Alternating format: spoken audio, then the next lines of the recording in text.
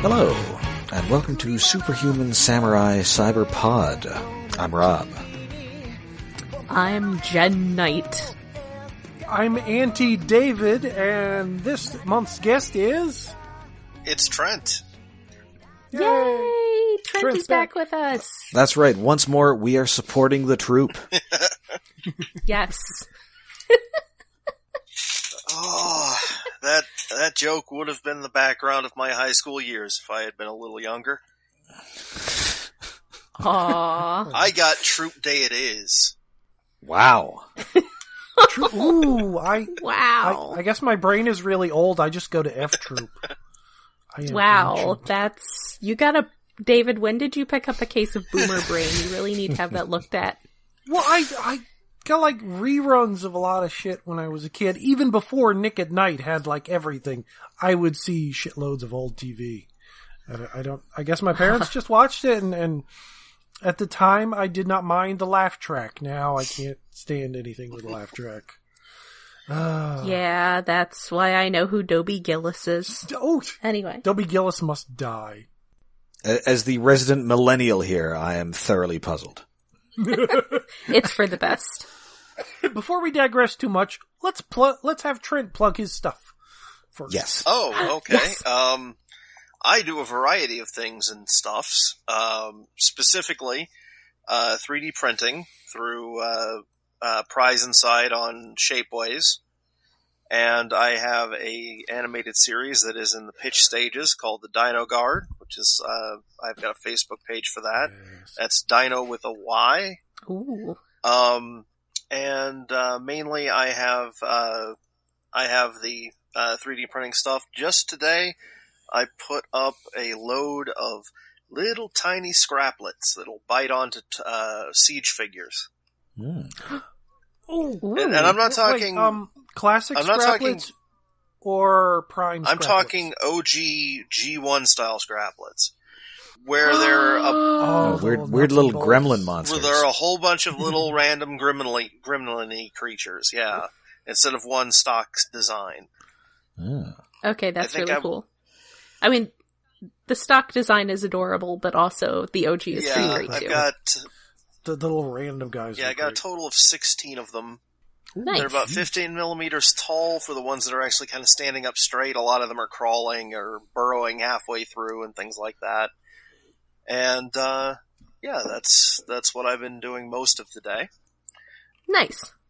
Oh, and of course there's the Isle of Rangoon, which is my, me and Greg's YouTube series, which is, it's kind of like MST3K with puppets that we don't use as often as we ought to because my back's bad. Aw. Yeah, puppeteering is great, but it is a trying difficulty. Oh, recently you've also been doing sort of a podcasty thing where you review, sort of, old episodes of MST3K. Yes. Which have We've been been fun. going through Mystery Science Theater randomly. Not just MST3K too, because we have some cinematic Titanic and film crew and other stuff like that we're going to be checking. But basically we watch one of the films, we break it down. A whole lot of it is me just marveling over people's Internet Movie Database pages. Cause, I like to play it as like, did anyone on this ever do anything again? And... Which, it's always a delight when you do discover that in something in a Mystery Science Theater movie. It's like, oh neat, they did have a career after this. One of the ones we did recently was the Amazing Transparent Man. And that was one that I had pegged as like, no one in this is ever going to have done anything again. This is clearly going to be a Manosian career ender. And it turned out I was greatly wrong, as several of the people involved were extremely prolific cowboy actors. Oh, well. Oh, yeah, sometimes you get that. That seems to be one of those things where once you get into it, that's like, you are set for life. Or, you were back in the 50s and 60s. I didn't realize there were that many cowboy TV shows around. Because they just keep coming. I'm like, but there were only 3 stations back then. and there's still only 24 hours, and they didn't show anything from midnight to 6 a.m. What? They hadn't figured out reruns yet. Where did these show? Oh. So that's cool. Yes. All right. So today's episode is the penultimate episode of Gridman, Decisive Battle. It's very decisive.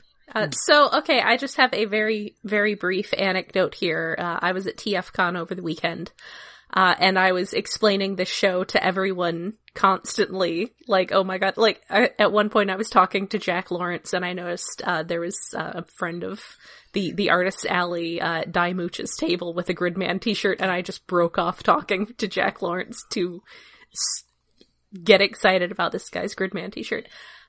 But at one point I brought it up to Aaron Archer, like hanging out in the hotel lobby. And as soon as I'm like, so basically all the kids' designs are inspired by shattered glass transformers. And he was like, well, that's not my problem anymore.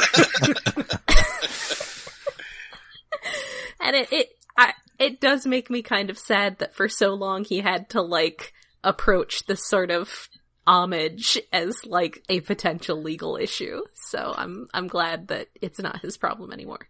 Anyway, carry on. Decisive Battle. That's right. It's the 11th episode. And first, actually I don't know when it first aired.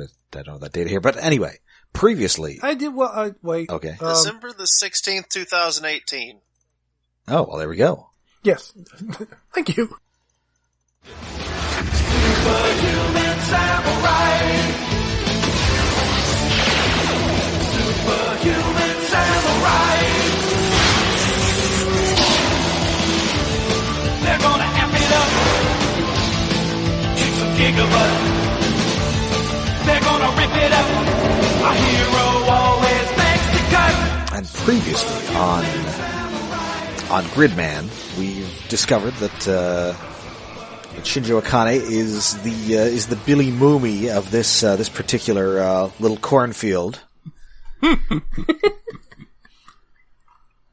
However, she dispensed with the whole godlike powers thing for the climax of the episode, and just decided to shank our pal Yuta in the gut.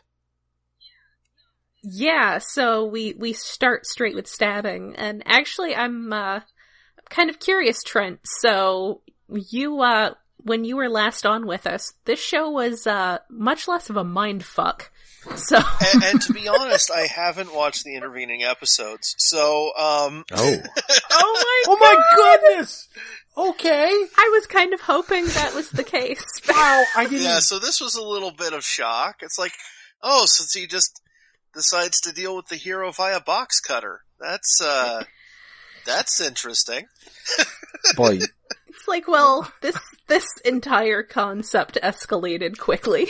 I assume your reaction was much like that much used community gif of Donald Glover walking into that room with those pizzas that is now on fire. Yeah, well, the thing that got me is that the episode seems to have taken despite the fact that there's action happening all the time, they've moved into moody anime zone.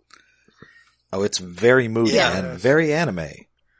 So it's like, yes, there's giant fights going on that we will show you as much as we can afford to, as much as the budget will allow. But for the most part, this is going to be about the feelings of people in very disturbing, unreal circumstances.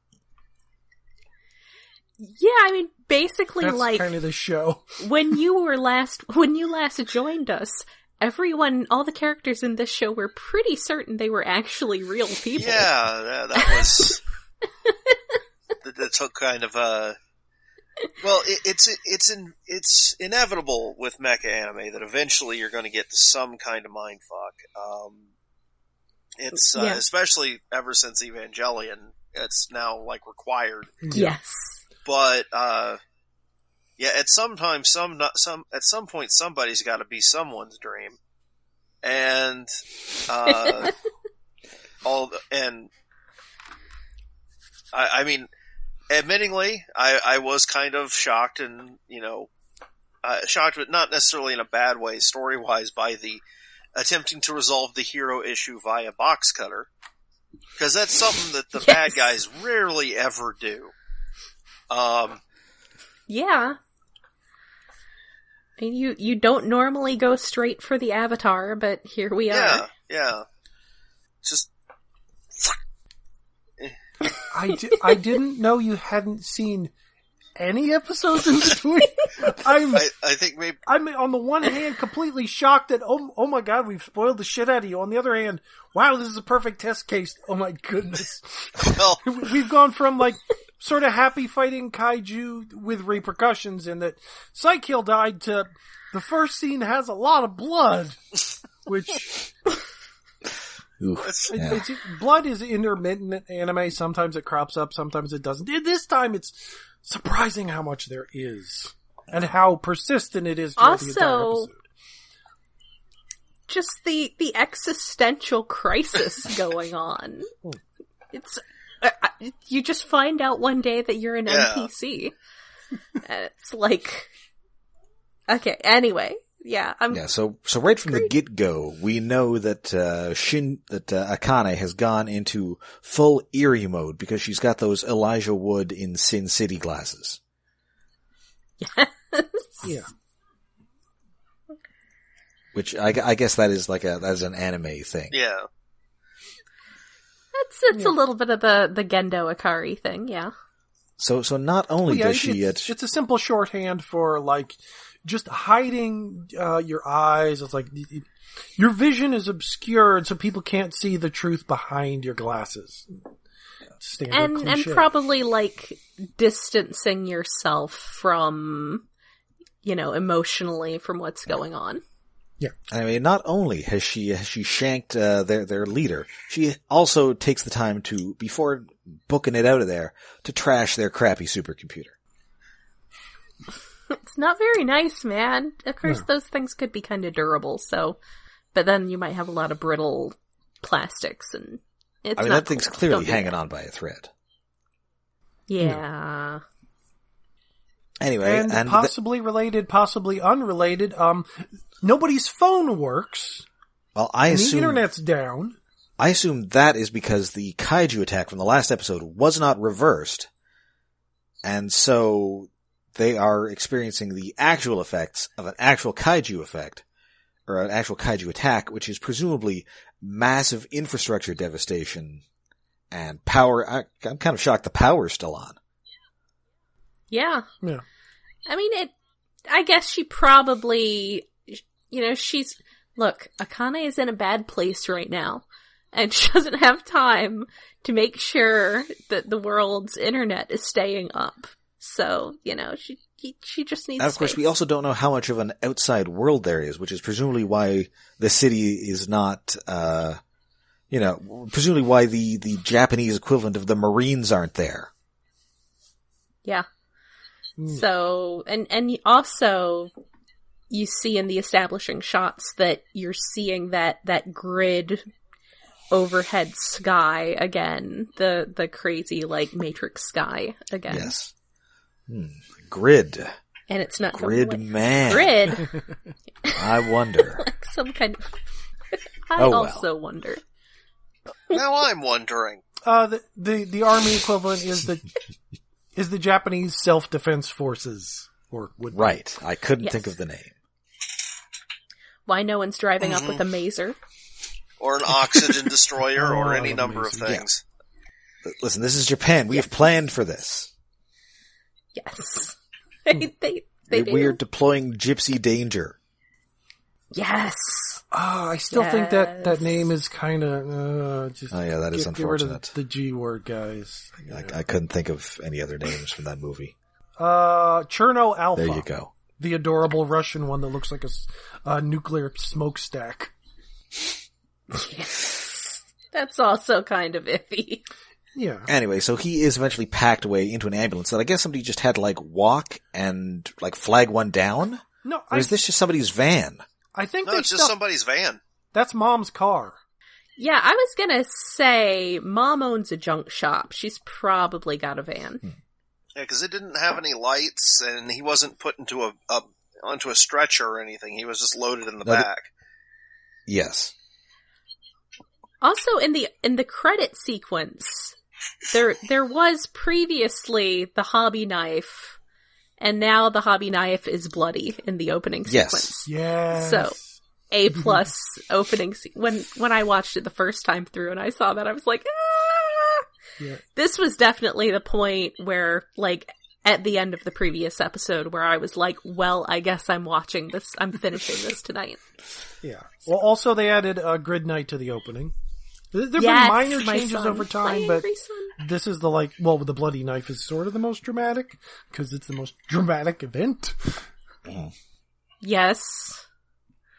So yeah, they're loading him into what is probably a super grubby and yeah, questionably sanitized van. Considering in a previous episode we saw Ironhides, I'm guessing Mom drives a Ratchet without the emergency livery on it.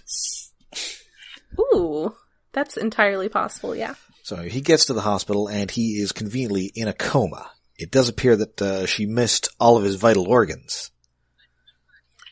But first, as they drive off, my angry trash son is watching.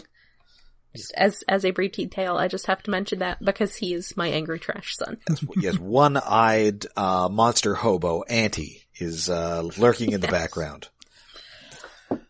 Yeah, and we see there's a lot of scenery stuff because it's sort of stretching out time for a bit to set the mood that there's chunks of the city that have been destroyed, the giant kaiju that were more like statues have fallen, and there's rubble everywhere.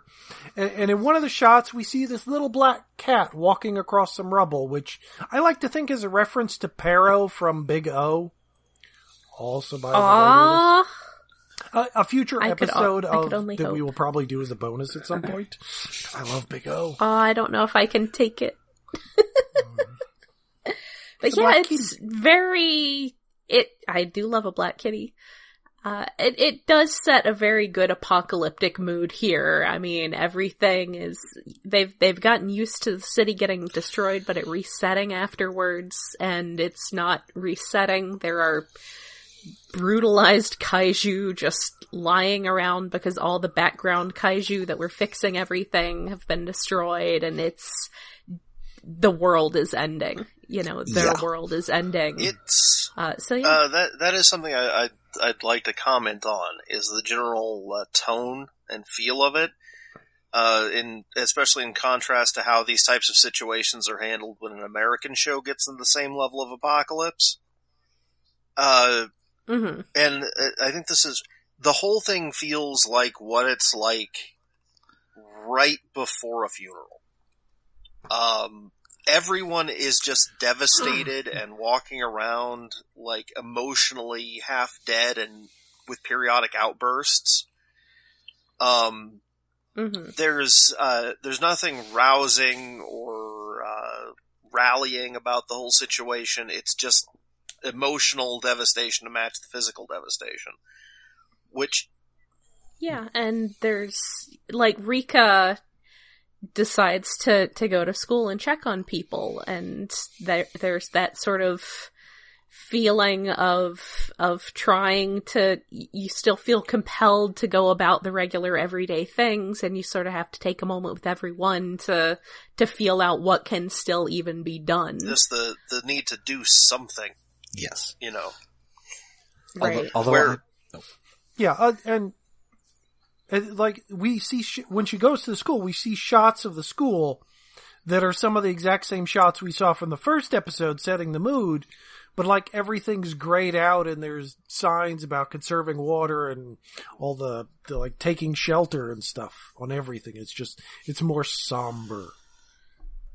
Right. It's definitely like aftermath of a hurricane sort of thing, and not, oh my god, we're Americans, let's blow everything up. I will say they are handling this in a way that I would not, in the sense that, you know, it does have that sort of funeral mode, but, you know, going into a funeral, I'm aware that death exists. Whereas prior to this day, I was not aware that gigantic monsters existed. And now there's just a bunch of them all over town. I think I would just drop dead. Yeah, I would expect more panic from the citizenry in general, but there's also the general Twilight Zone-y feeling of the series.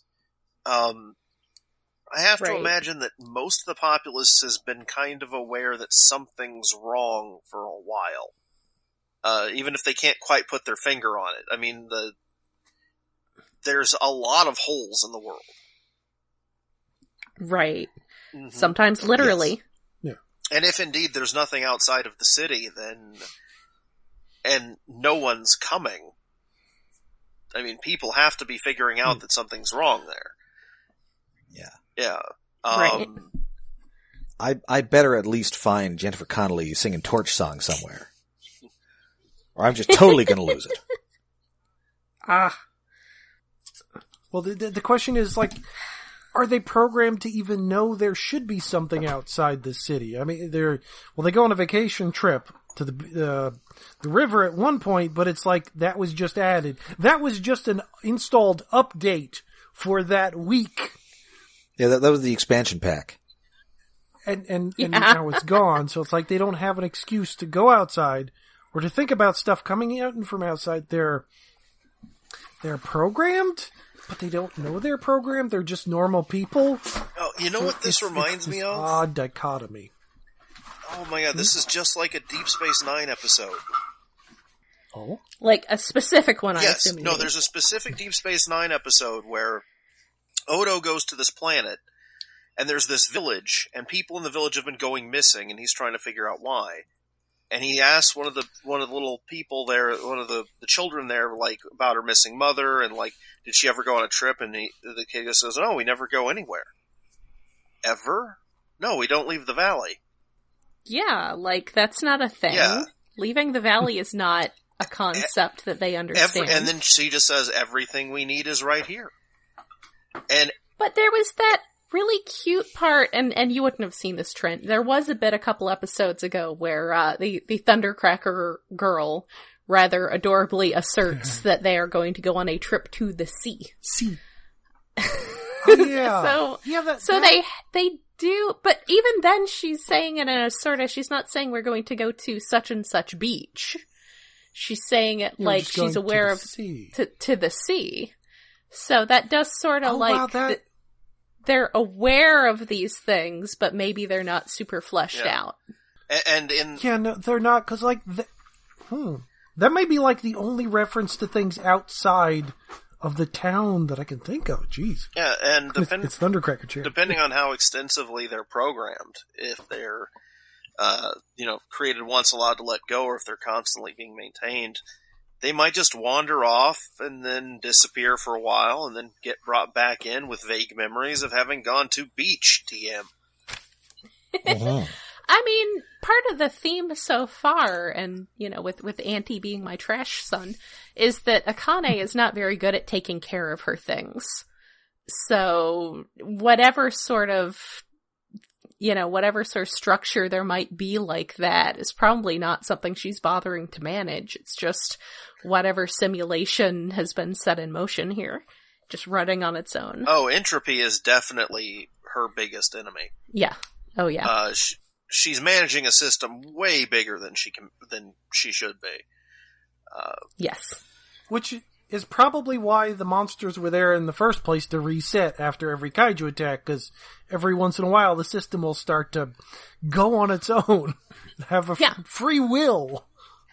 Oops. Like, no, we have to reset some things. Yes. Mm-hmm. Well, with the revelation that she's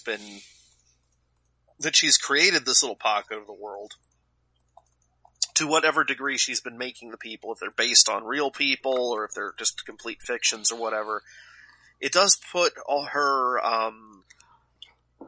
various kaiju murders into an interesting context, because every time one of her creations rebels and is too human and doesn't do the things that she wants it to, she tries to kill it. Because it upsets her that it has free will, even though she's made it have that in the first place. Which you see reflected entirely in Jen's trash son. Yes, my poor baby, he was thrown away. Yeah. I do love a repeating theme. Yes. There's one character that's a discussion for next episode, Okay.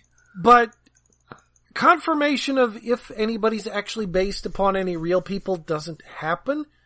Oh. But it does feel like her friend group in the school, it does sort of feel like they're based upon people, at least partially. Okay. Like, I mean, who would intentionally come up with Thundercracker Chan? I would, sir. I would. Too awesome for human words. Like, that feels like she's definitely based upon somebody. Maybe exaggerated because, like, this person is weird and colorful. This person is too cool.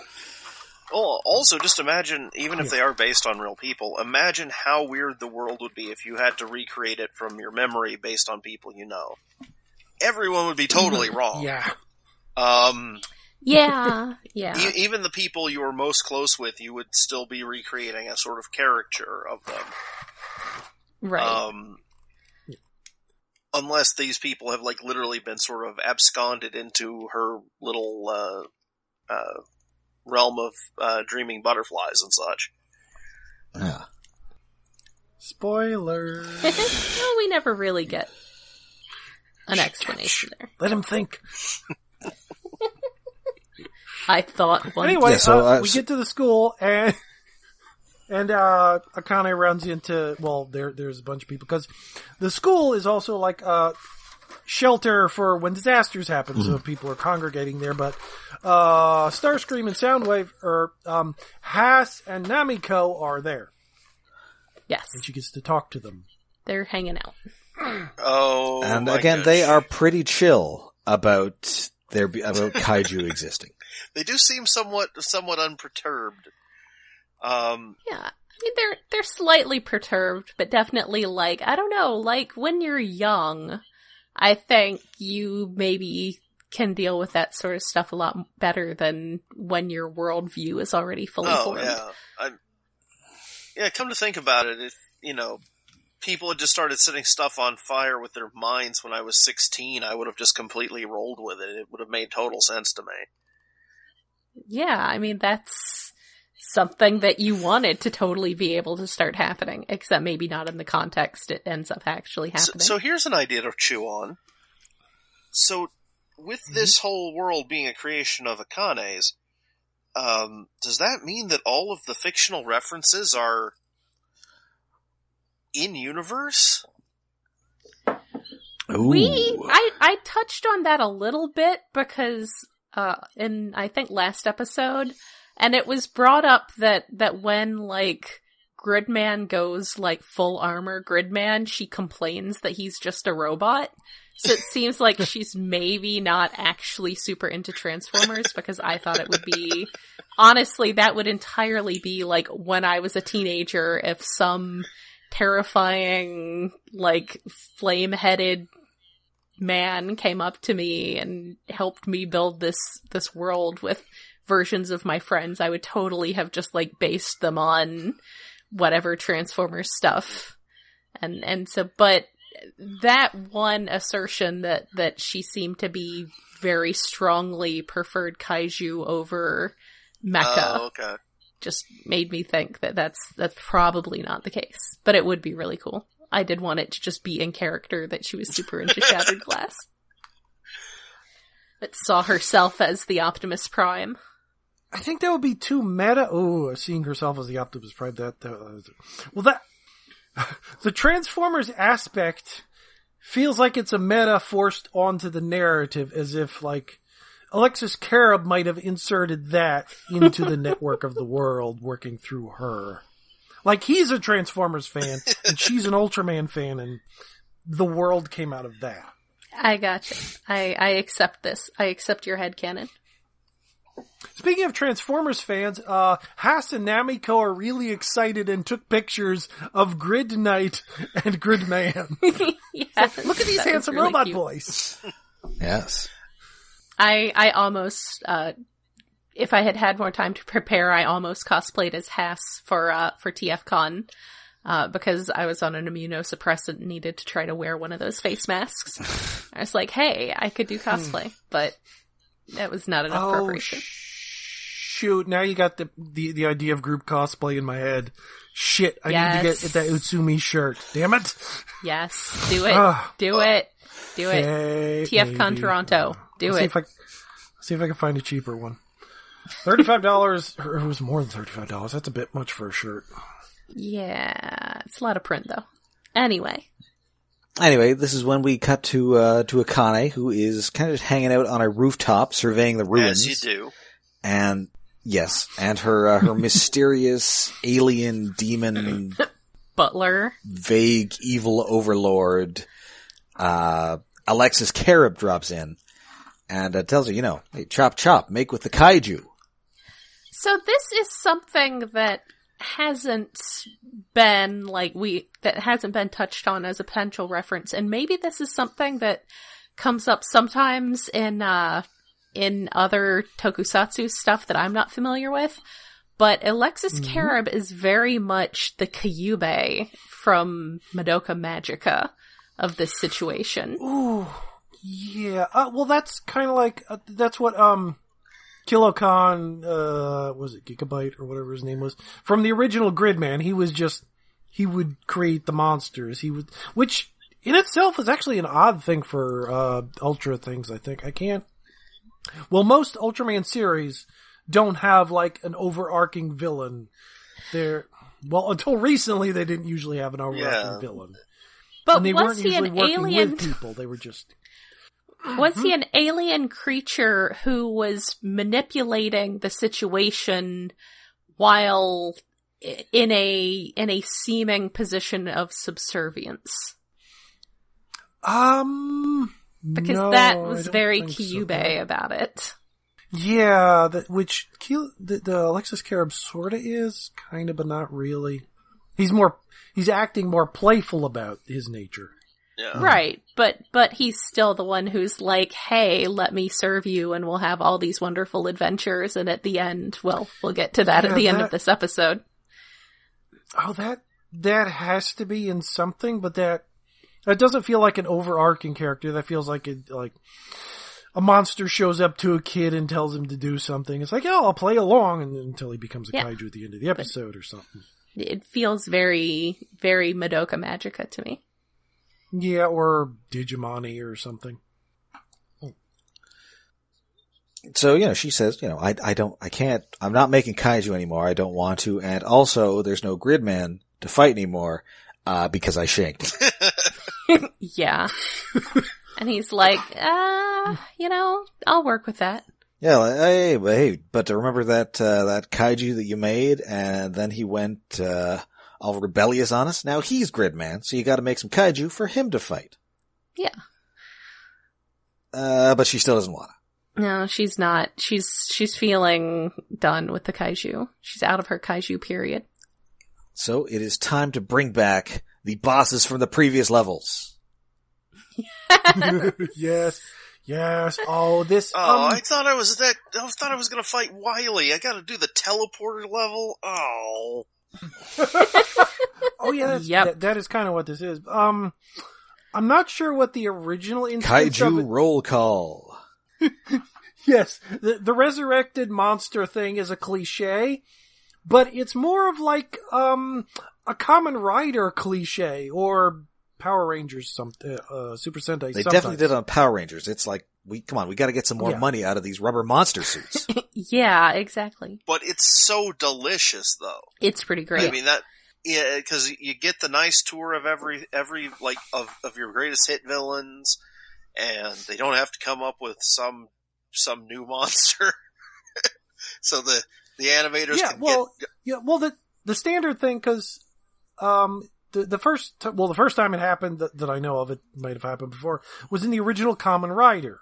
I think it was like a summer movie or something, where they introduced a new monster, but only like 12 episodes had happened, so they also brought back all the 12 monsters plus the new one in the summer movie thing. Ooh. Just to have like, hey, more fighting in a rock quarry. And, well, yeah, like you were saying, like for animation too, it's like we don't have to design new monsters this episode, And we just have to animate. yeah, them. and they can spend all of their time animating the big like freaking awesome battle. Mm-hmm. Plus, it makes everybody a little bit less, disinclined to buy merch of the monsters when they might come back. Yes. Yeah, that's another nice thing. Which is kind of an Ultraman thing, because like with Kamen Rider, to not as much of a degree, but definitely with Power Rangers, like each series doesn't bring back monsters from previous series. Ultraman does that a lot for nostalgia, also for reusing the suits. Yes. Like, oh, here, you remember this monster from a couple seasons ago who used to be decades ago an older, different suit. Here is him again. It's Baltan. Everybody clap. Baltan's here, and he's gonna get his ass kicked. Well, It's fun. for the longest time, there was the whole thing of like, in Japan, like kids don't buy villains. And as toys was the wisdom. I'm starting to wonder if that's just because Japan always kills their villains. I mean, maybe. That's part of it, because like, other than Ultraman, like, villains usually don't come back. They're there for an episode, and then they get big bads, maybe. They're there for an episode, and then someone stabs them, turns around, they fall over, they explode, and you're on to the next one. Mm-hmm. That's a waste of 1,300 yen. Yes. If they're dead. It was one of the things, Because, go ahead. Oh, no. You go. Oh, I was just going to say, it was one of the things I was always arguing with FunPub about, is they always wanted to kill people off in the stories. And I'm like, you can't kill off the toy you introduced this year. Yeah, that's not cool. Otherwise, why are they going to buy it? Yeah. Yeah, that's kind of the thing. Like, I don't know when, like intending to sell, like in the original Gundam, the Zeon suits were pretty much intentionally designed. It's like, we're not going to make model kits of these. We're only making them of the Gundam. So do whatever the fuck you want with the suit designs. And then they became popular and they had to make toys out of them. And the Zeon suits were the coolest. Yes. Because they got to be wacky because they didn't have to make toys out of them originally. Well, the villains are always the most fun. Yeah. The Zakrello and the Zeong and crazy stuff. It's like, fuck, this looks like a blue ogre. The villains are always more fun. They're covered in spikes and spines and blades. They're usually a bunch of secondary colors. Yeah. Yeah, they're colored like poisonous tree frogs, Yes. Yeah. And there's only like 5 ways to be nice, but there's an infinite number of ways to be an asshole.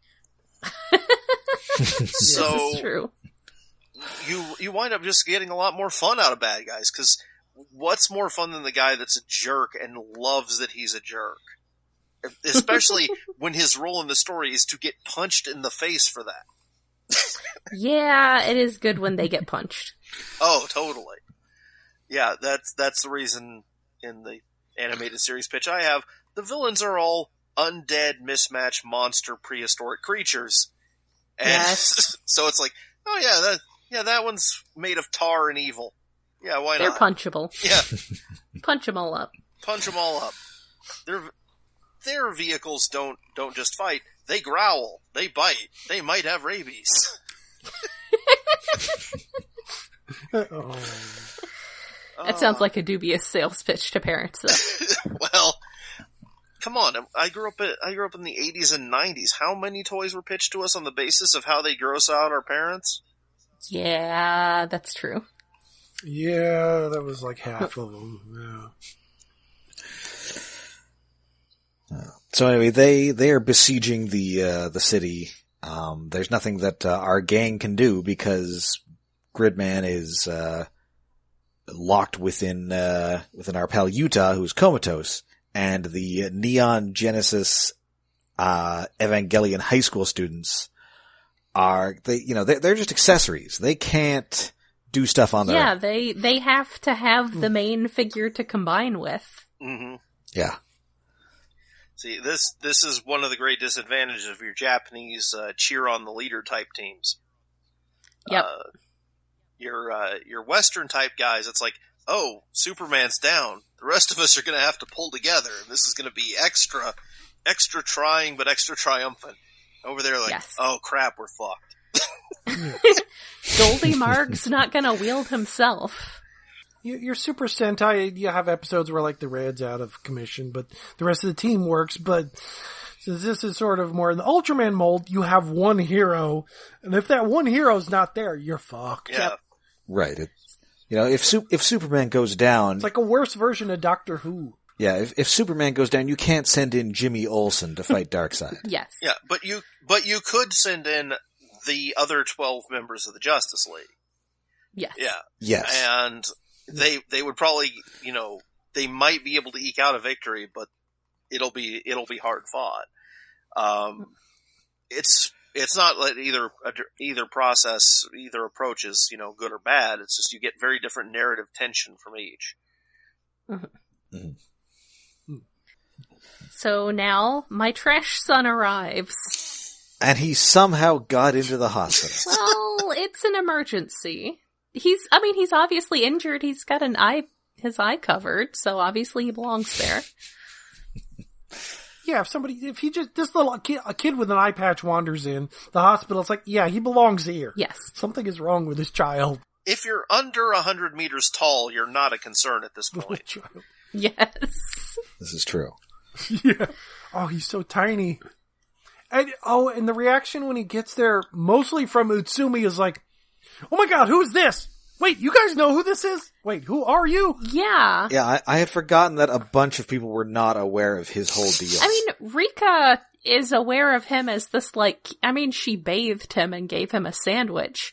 But yeah, she just thought he was this weird hobo kid, and Utsume hasn't even seen him like this. So, the others are like, yeah, Hasn't seen him at all. He's that kaiju. No. Well, he's seen him as a kaiju.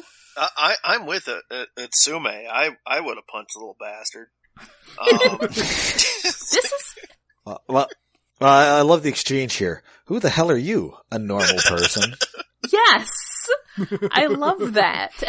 But then we do get that existential thing, especially from poor Utsume, who's he's the secondary character of this story.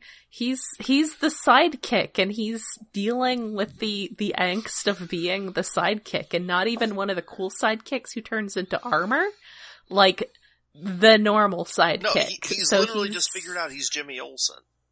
Yeah, he's the NPC, and he's upset about that, basically. Just, explaining to Auntie that, when you tromp around as a giant monster, people like me get hurt. So this is a really good conversation. I really love this exchange. Yes. And Auntie is not terribly bothered by all this, nor has he ever really thought to think about it. Also, someone asks him to apologize, and he says, "What's apologize?" Which he doesn't understand. He was a monster who was created and thrown out to fend for himself. He's a little trash boy. He was almost literally born yesterday. Yeah, basically. I mean, everybody was, but they were brought in a form of Last Tuesdayism, a week old, where they had memories and shit. Yeah. It's like, here, have a feral kaiju kid.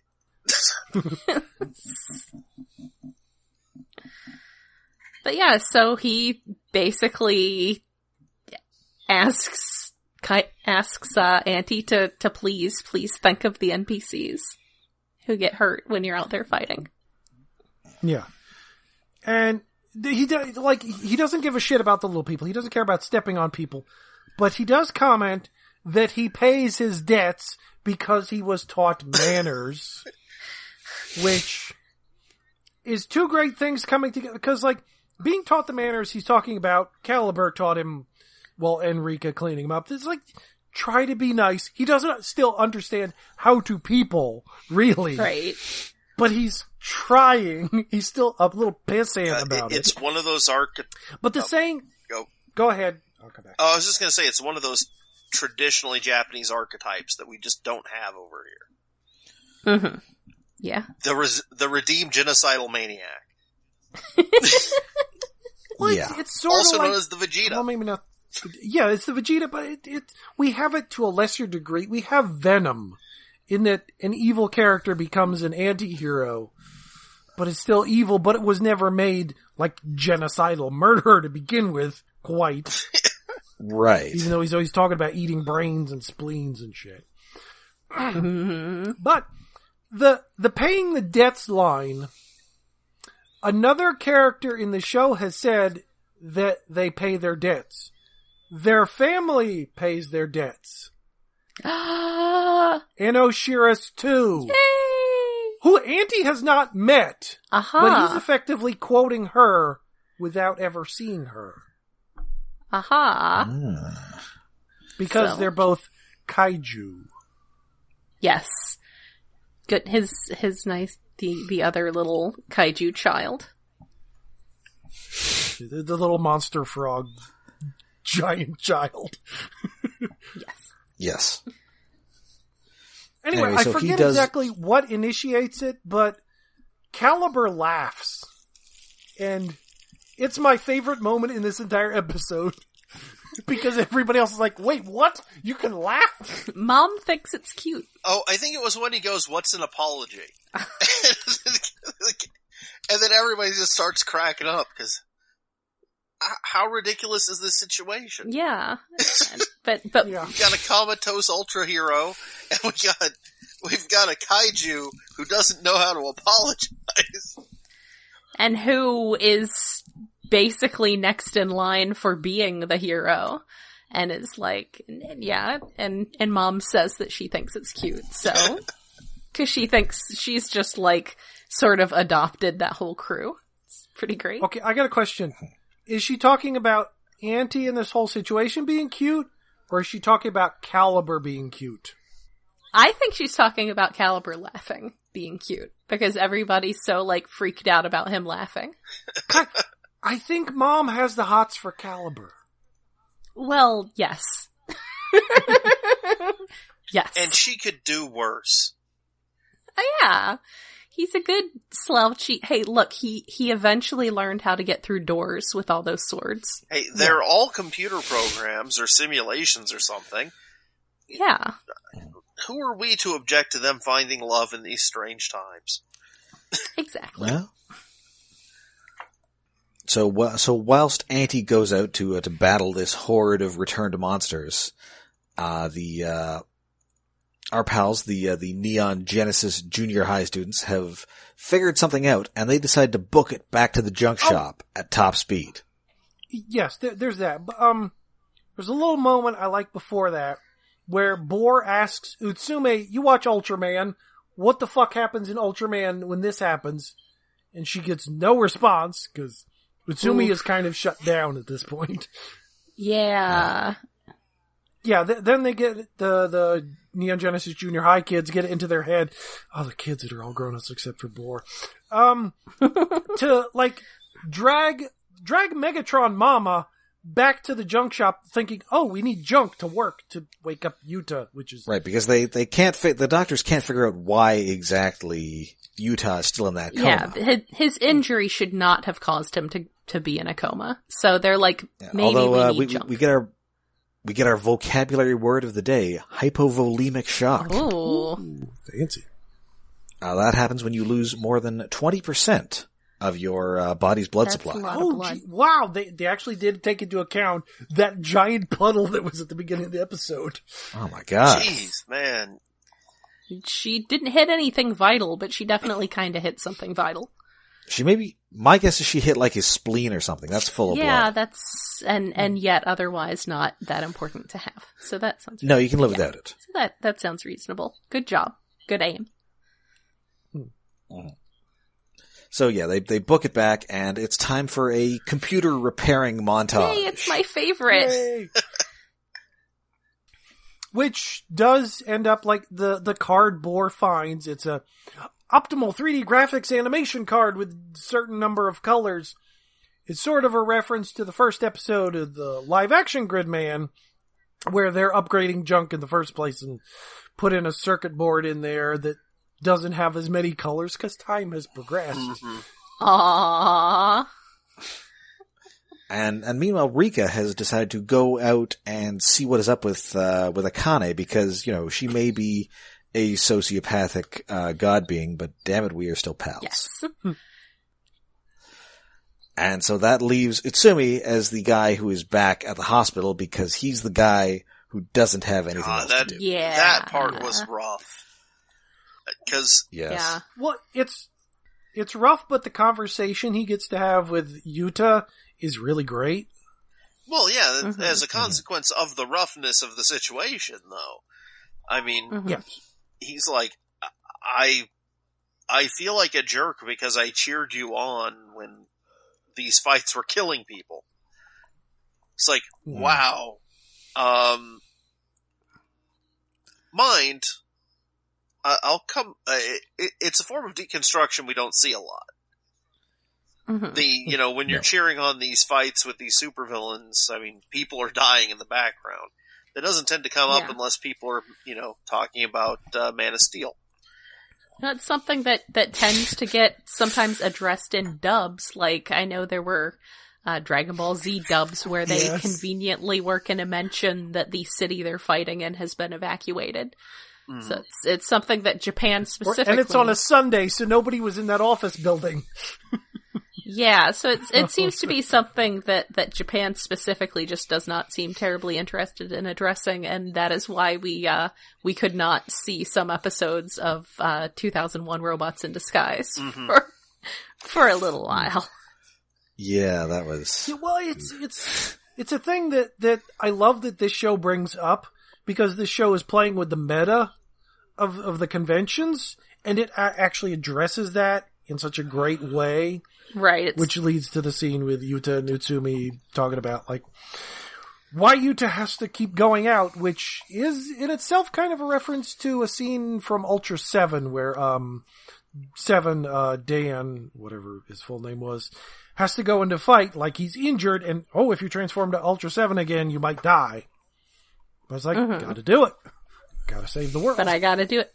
I'm the only one who can. Which is always, that's always some good stuff. Oh, but this is after, like, all the scenes where Yuta and Gridman are talking to each other in... Yes, they're in the Mindscape. Themselves. Yes, the Mindscape, which it looks like a CRT monitor with the lines on the screen. It's a nice effect. Yeah, I like that. Like it. Mm-hmm. And we get a revelation here, and that is essentially that the Yuta we've met throughout the series is actually just Gridman puppeteering a coma patient, which is why he doesn't have any memories. I mean, kinda. I mean, I would say maybe more possessing him. But but it's also like they're sort of split until this conversation that Gridman is in junk and separate, but Gridman is also Yuta in Yuta, thinking he's Yuta, but not remembering being Yuta because he's not Yuta, because actual Yuta has been suppressed and locked down, which comes back to the original Ultraman, which is basically what happened there. Like, throughout the series... Oh. What? No, you continue. That's a way more interesting take than what I had. Well, you can come back to, if it's a good joke, you can come back to it. That throughout the series, Hayate, the guy who's Ultraman, you thought like Ultraman was inside him. Until the very last episode when Ultraman has to go away after Zoffy helps him defeat the final monster, because he almost died. And then you go back to Hayate or is it Hayato? Whatever. The guy that Ultraman was in, and he's like, shit, I don't remember nothing other than a red ball that helped me, so I didn't die when my plane exploded. So it's the same shit. Like, he wasn't there for the entire series when you thought he was in his body in control. Right. Which is what's going to happen to Yuta at the end of the series. Ooh, is there an end of the series? Do they survive? Yeah, they survive. Okay, and that actually serves as a better intro to what I was going to say, which is, yeah, this all seems stunning unless you're me and saw it back in the first episode I watched with you guys. And I'm like, yeah, this guy's clearly been invented by the machine. Like, yeah. he's clearly, he has amnesia because there was no him before now. Yeah. Like, possibly it's unclear. Telescoped, basically, telegraphed from way, way back. Yeah. Yeah. This reveal was telegraphed. Well, now I feel dumb because I thought he was from another dimension.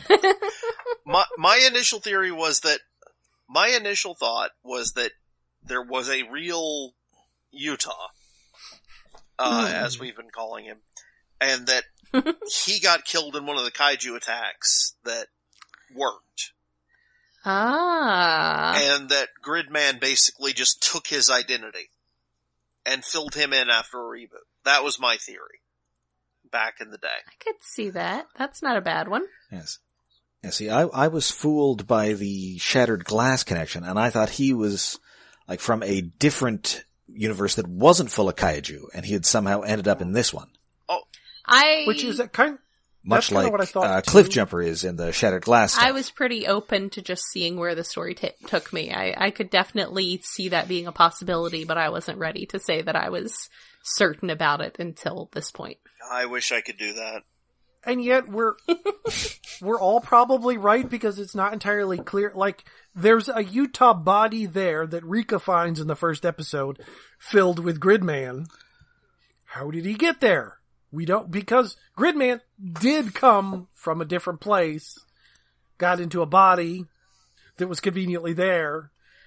I mean, Utsume does seem to genuinely know him. Yeah. Which implies that like, he is a person who existed. He wasn't killed in a thing. Maybe he was just in a coma. Right. Like in the first episode. Mm-hmm. From a monster attack. I think he was just going about his business and then blacked out, and he's going to wake up a long time later, and very suddenly confused. Everyone's going to be like, yes, very confused. Yeah. That's my take. So, from, as the person who hadn't watched anything in between, cause you have so many questions? Not terribly a huge amount of them, but I do have a question about how one thing was executed. Because in the story recap, we're going to move pretty quickly to the point where we've got Auntie as Gridknight, fighting against all the various kaiju in his new sweet paint redeco Gridman costume. Yes. With slight remolding. Yeah.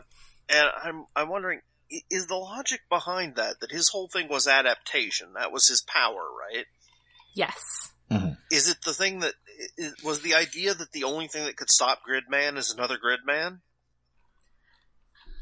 That might have been, I mean, he was, I mean, my proposal towards the beginning was that Anti is just short for antithesis, as, he is the opposite. But yeah, he was intended to be a kaiju who could mimic Gridman. And in the beginning, he sprouts some blades to counter him having a sword. And this does seem to be the culmination of that. Whether that was ever really Akane's. I kind of feel like Akane lost interest before he could reach the point of actually just completely duplicating him beyond just duplicating his abilities. Right. And I kind of, what I like about that idea is the idea that he's done everything he can to match Gridman. Taking on his powers first, then his form, but also in the process he winds up taking on the responsibilities that drive Gridman. That's part of his powers. I like that. And that invariably, I like the idea of, a lot of fiction treats evil as a thing that sort of infects and corrupts and so forth. I always like when fiction plays with the idea that heroism and goodness is equally infectious. Mm-hmm. That the villains who allow themselves to be touched by traces of heroism will eventually be overtaken with it. And, I like that approach with Auntie becoming Gridknight. Cause now he gets to be the brooding, awesome, Green Ranger version of Gridman. But he's still a hero. Yeah.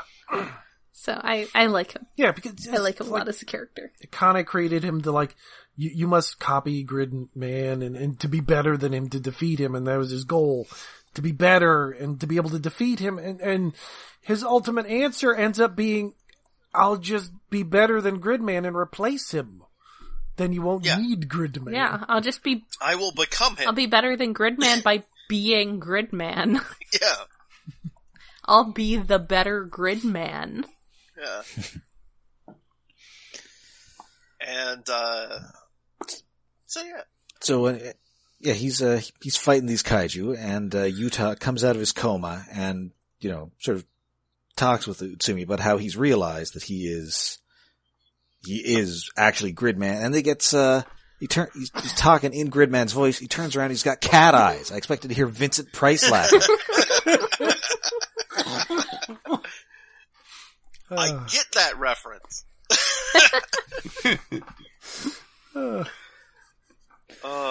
But yeah, poor Utsume here, man. I really feel for this kid. Oh, my best friend's a fiction. I hate it when that happens. So they finally, so they have finally got Junk up and running. Yuta gets down there, does his Gridman thing, and also Rika's mom sees the whole thing. Yes. I love her reaction. And is also very nonchalant about this whole thing. I mean, at this point, she's probably not that surprised. Yeah, and she's also acting a little, she has the yellow eyes here. Is there something going on there? I don't know.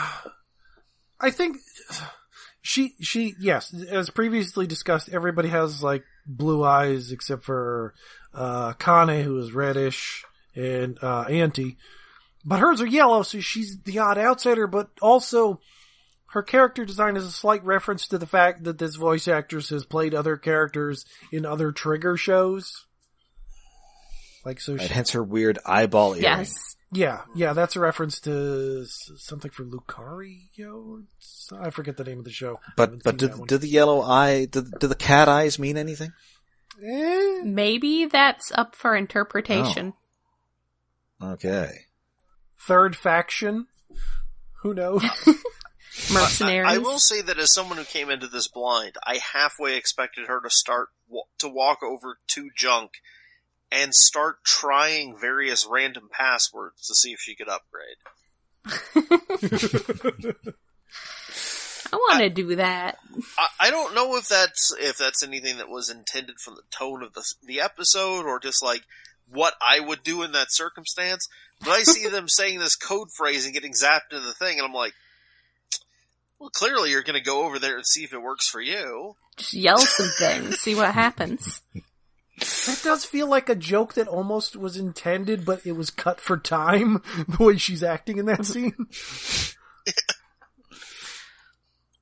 God, how weird would it be for the series to end with victory coming because the hot mom comes in and becomes an upgrade suit? That would be amazing. That would be amazing. Oh, maybe she's the giant dragon we never got from the original Gridman that I can't remember the name of. Alas. Which I don't think is ever referenced at all in the show, which is odd, or they were saving it for a sequel. Or like what I originally thought, like I thought Auntie was going to become that dragon, but he didn't. Nope. So he joins in on this fight, as do the Neon Genesis junior high students. Most of them stick with Gridman, but Caliber lends himself to Gridknight and becomes the the anti-Caliber? Gridknight Caliber! Wield me, Gridknight boy! Caliber. Okay. Yes. The subtitle at least says "use me." Use me. That was it. I was thinking that. Are we still doing phrasing? Yes, we are always doing phrasing. And they make short work of this batch of rerun monsters. Yeah, there's Quick, take me so I can be red and badass. yes, because they're kind of friends. Kind of. Yeah. And whilst all this is going on, Akane and Rika are having a heart-to-heart amidst this raging battle. And, Akane just does not want to be friends, or talk to anybody, or do anything. Yeah, she's in a bad place.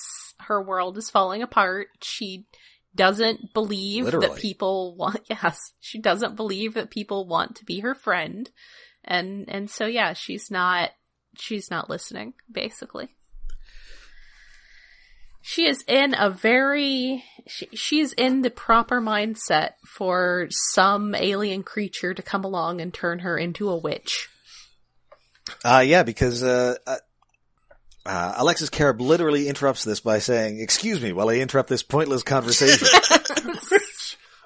It's such a great image. God, I love Alexis Kerib. I need to use that screenshot more often. Yes.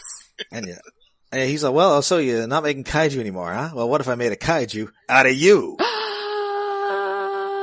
And I don't think we knew this was a thing he could do. Apparently it is. And we've seen a kaiju who became kind of a person. We have not yet seen a person who became a kaiju. Like I said, this is where I really sort of saw the Madoka Magica parallels of this is the point where she's been broken and becomes the monster the other magical girls have to fight. She becomes the witch. And indeed, it does look like she's undergoing a magical girl transformation here. Yes. So what does Alexis Kerib get from her? That's a good question. Because clearly he needs something from her to make these kaiju. Because he doesn't, like, when she says, "I'm not going to make any more," he just creates repeats. He doesn't create new ones. So clearly he needs something from her imagination, or her ideas, or her essence to make a kaiju. Right. I think it is answered in the next episode, but I forget what. Something with a mix of creativity and anguish. Something like that. Yeah, I mean, it does appear that he can't actually create. He's just... He can corrupt, but he can't create. Yeah, he's almost like a power source. Yeah. Like, he's not an engine, he's a battery. I mean, that's the thing, is that he needs her in order to, he cannot do it without her input there. So yeah, it is like he requires that a human, a young girl's anguish to get back to Kyubey. But yeah, he is a parasite. He's a parasite. And that is where our episode ends, and we get a Rika Akane-centric set of end credits here, which I believe was new. No, it's the same end credits. Was it the same one? I think it's all the same. It's always been that gay. Okay. Okay, so it's not just me. Alright. Just a couple of gals being pals. Yep, just a couple gals being pals, standing around, touching each other gently. Because when she says, like, "Akane, what do you feel about me?" I honestly expected a turnaround, tearful "I love you" before she got turned into a kaiju. Yeah. Just to really twist that knife. Just the lesbian subtext also very Madoka Magica. Yeah. Or text in the case of Madoka Magica to a degree. Well, maybe not as much as Nanoha, but close. Yeah. Oh, and next week we get to see. Remember that shot of that big cocoon-looking thing at the end of the opening sequence? Oh yeah.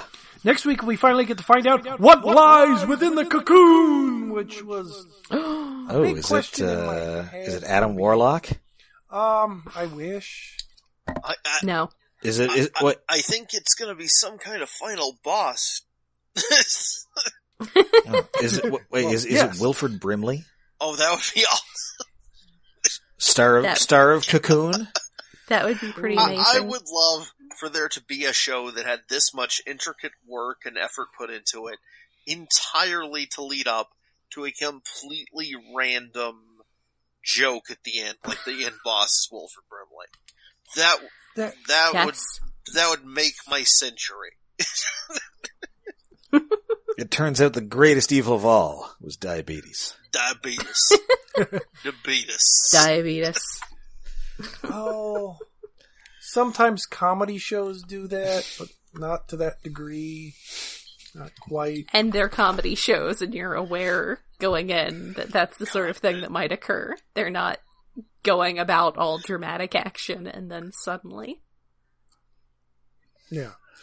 It is, however, not what I thought it was going to be from the doodle I did draw in the week in between, which was inspired by a tweet I saw online, sort of character design. I just took it further, and now I cannot find that original tweet from a Japanese artist, which seems to have frickin' disappeared. I kind of wish I knew what was behind the name Alexis Kerib. Like why that was chosen as a name.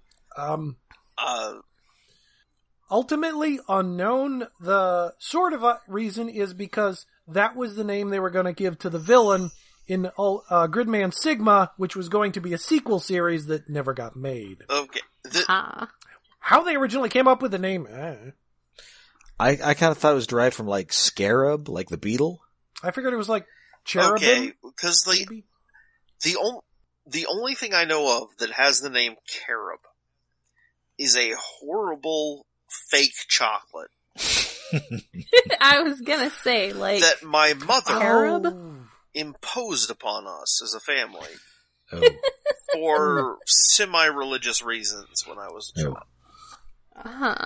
So maybe, like, just the creator back in the 90s had heard of that and was like, yes, that's a word I can use. If you'd ever tasted carob, you'd name a supervillain after it yourself. It's like a potpourri bag trying to pretend to be chocolate. It's not... that sounds amazingly bad. It's wrong. It's vile. It's everything you want from a giant kaiju villain. Oh. And I shall not comment on the name Alexis because that is my sister's name. Huh? Alexis I guess it wouldn't be connected to Alexa, would it? If it was derived from a potential sequel to Gridman back in the day, which would be in the 90s. Wow. Yeah, it's a little predatey. Yeah, because, if you were just, making fun of, that aspect. So, do any of these people exist? I can't tell you. I mean, at this point, I'm not even sure if I exist. Yeah, I'm probably an NPC. Because I'm wondering, is the entire thing happening in a digital universe at this point? Or is it, is there a real world? Have we even seen a real world at any point in this sequence?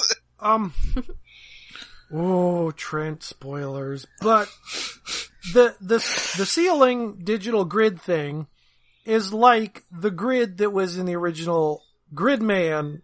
When he fought in that, it was like a glowing neon Tron city made out of plastic that had a ceiling that was the same color. So the implication, as we see, is that this is inside that digital world.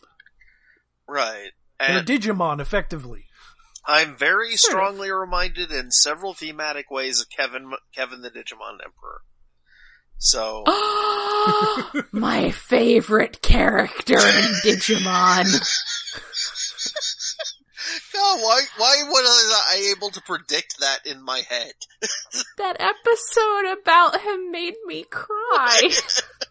It's like, what character from Digimon is going to be Jen's favorite? Obviously Kevin. And she's going to weep when he kicks Wormmon. Ken, the Digimon Emperor. Ken. Sorry. I forgot. Oh, I love him so much. I did. There's the whole episode about, how his brother died, and that's why he was so terrible, and also because he didn't actually realize that Digimon were like things that had feelings and stuff, and I seriously cried. Oh, that I wasn't watching this when I was like 7. This was when I was 20. Yeah, this was when we were, we're of a similar age, and yeah, we were in college at the time.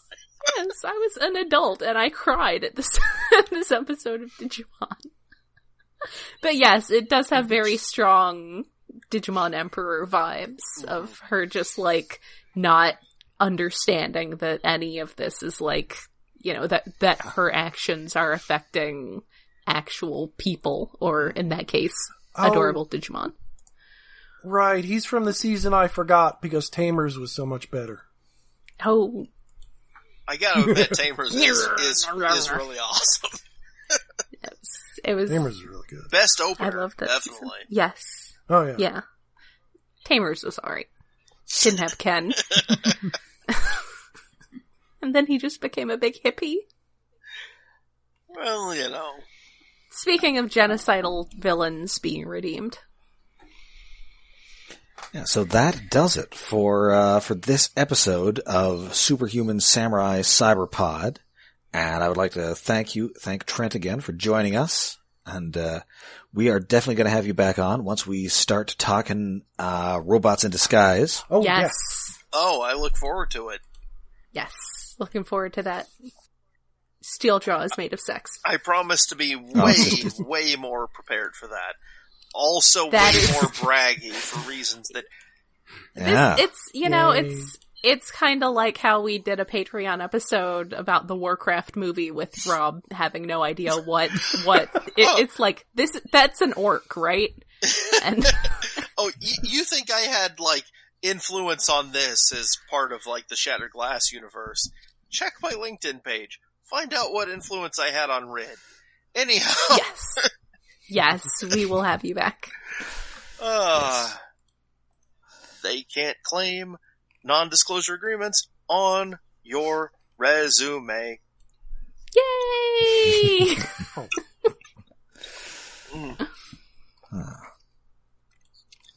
So until next time when we cover the final episode of Gridman, I'm Rob. I'm Jen. I'm David. I'm Trent, but I won't be around for that episode. You'll be there in memory. In spirit. That's right.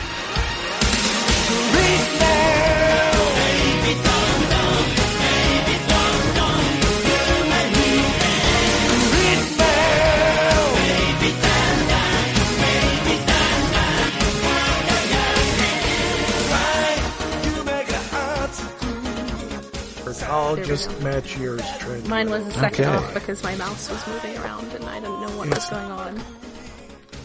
That's okay. Matching it at the beginning is not the hardest part. It's just that every once in a while, sometimes they seem to desync. That sounds which is weird. Yeah. Like they'll just be like a second off. Yeah, I've experienced similar things. It happens with audio recording for I am going to reasons that are unknown. Well, I can understand like sometimes with internet speed, but like I think the most common thing is I think like for some reason Rob will be a second later the longer the episode goes on. It's because of the Canadian conversion rate. Could be. I don't know. I'm going to blame codices. It does seem to be more noticeably Rob. I guess maybe because he is the furthest, but it's weird. Anyway. Alright, I'll stop playing Episode with thingy. toy packaging. Notes. I got Ratchet. I'm very excited. Yeah, I don't have him yet. Did you only get one, or did you get enough for the whole class? I only saw one at the Walgreens I was at. Sorry. Okey-doke. Wait, where'd my notes are under a layer of new toys. Yeah, I know that feeling. I got another one of those little gotcha Springer to open capsule robot girl things, and I actually kind of really like this one, so that's cool. That's an improvement over 2 identical ones in a row that I was very meh on, so... Okay, I am ready. I'm ready to talk about my favorite trash son. He's literally garbage. Oh, Trent, you sound a little quiet, but I guess I can fix that in post. Or everybody else just sounds loud. Alright, so everybody's ready? I'm ready.